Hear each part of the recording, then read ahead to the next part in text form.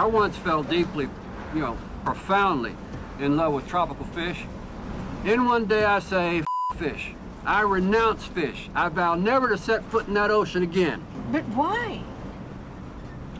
Done with fish. This is Academy Award winner Chris Cooper. In addition to providing some voice work in Pixar's newest animated feature, Cars 3, You can't turn back the clock, kid, but you can wind it up again. Chris has had a long, fruitful acting career since the late 80s, playing a wide variety of eccentric characters. He has an everyman look to him, as well as a subtle, underlying intensity. Chris's first acting job was a lead role in the 1987 period drama Matewan, in which he played a union organizer for coal miners in 1920s West Virginia. You want to be treated like men?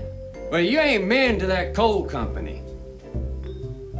Your equipment. Chris's character served as the heart of the story, based on the true events of a coal miners' strike and subsequent shootout known as the Battle of Matewan. As Chris continued to get work, he played several characters involved in law enforcement, whether it was a reluctant, browbeaten sheriff in the miniseries Lonesome Dove, or a quiet, determined Texas sheriff in the film Lone Star, in which he tries to solve the murder of the previous sheriff. After some other notable roles like a pyromaniac in Money Train and a handyman in a retelling of Great Expectations, 1999 ended up being a landmark year for Chris as he appeared in two well-received films, October Sky and American Beauty. This country is going straight to hell.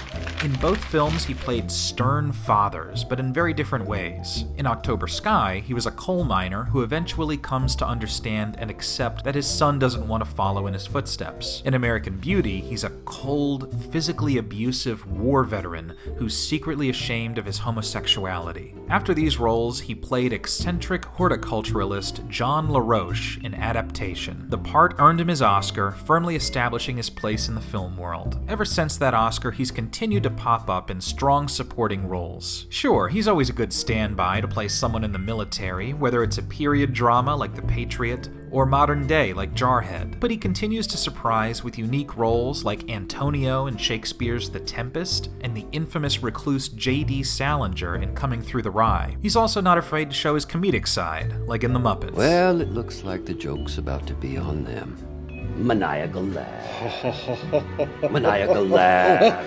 Maniacal laugh. It's impossible to list every great role he's played in 2.5 minutes, which in Chris's case can only be a compliment.